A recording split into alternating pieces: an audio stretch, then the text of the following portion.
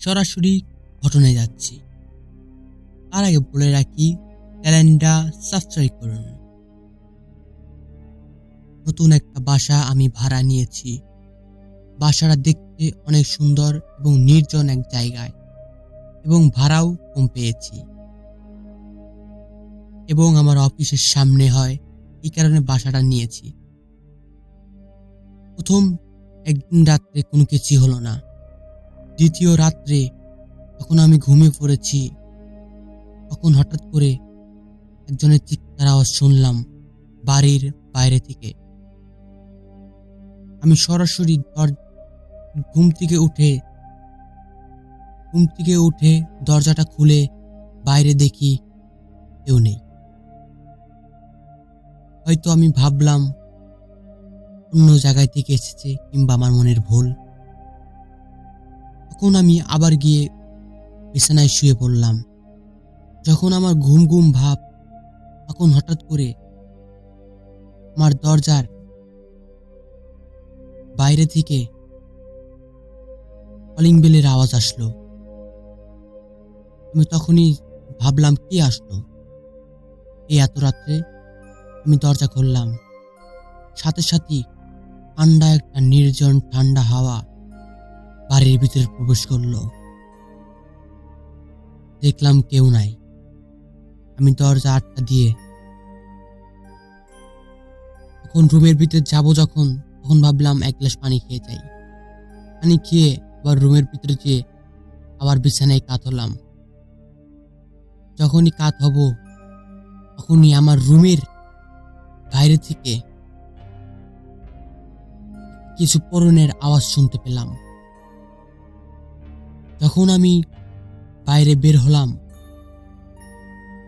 জানলার সাথে plate top রাখা হয়েছিল, সেই টপটা ভেঙে গেছে। কিন্তু এখানে কেউ তো নাই, শুধু আমি একা। সে ফালালো কে? আমি তো মনে হচ্ছে এখানে কিছু গড়বড় আছে। তার জন্য আমি বিছানে গিয়ে বসে রইলাম, ঘুমালাম না। এভাবেই 5 মিনিট কেটে গেল, কোনো কিচ্ছুই হচ্ছে না। তখন আমি একটু বাইরে বের হলাম। তখন দেখি বাইরে কেউ নেই। তখন আমি আবার রুমের ভিতর গিয়ে ঘুমিয়ে পড়লাম। তখন আমার ঘুম আসতেছে, তখনই হঠাৎ করে একটা কান্নার আওয়াজ শুনতে পেলাম। নির্জন এক দুঃখে কাতর ভয়ঙ্কর কান্দন আমার কানে ভেসে আসতেছে।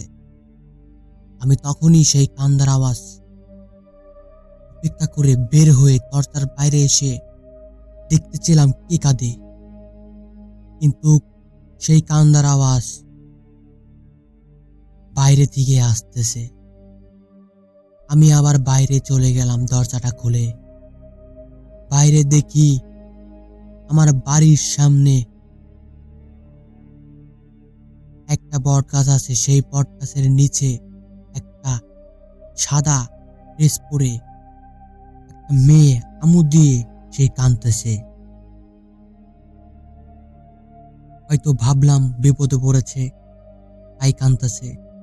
আমি গিয়ে জিজ্ঞেস করতে যাবো, তখনই ভাবলাম দরজাটা আটকা দিয়ে যাই। তখন দরজা আটকা দিয়ে আবার সেই বটটা চিপ লাগালাম। দেখলাম কিচ্ছু নেই।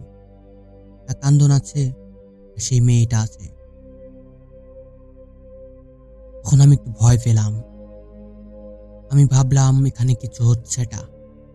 আমি আবার বাড়ির ভিতরে দৌড়তে গিয়ে দরজা খুলে বাড়ির ভিতরে ঢুকে পড়লাম।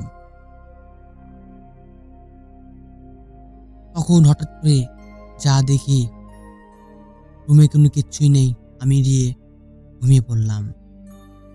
যখন আমার ঘুম আসতেছে, তখন অনুভব করলাম আমার বিছানায় আমি একা শুয়ে নয়, আরো একজন শুয়ে আছে। যখন আমি ওই পাশ তাকিয়ে দেখি, সেই মেয়েটা সাদা ড্রেস, কিন্তু তার চেহারা দেখা যাচ্ছে না। যখন আমি সেই চেহারাটা ঘুরালাম, তখন দেখতে পেলাম কি ভয়ঙ্কর চেহারা। আর দুটি চোখ জল জল করছে, আর মুখে রক্তের ছাপ, আর হাত পায়ে খুব ভয়ঙ্কর খামচের দাগ। সেইটা দেখে আমি ওখান থেকে নেমে পড়লাম। সাথে সাথে সেখান থেকে সে দরজাতে বের হয়ে বাইরে এসে দেখি সব শান্ত। এভাবেই রাতটা কাটালাম।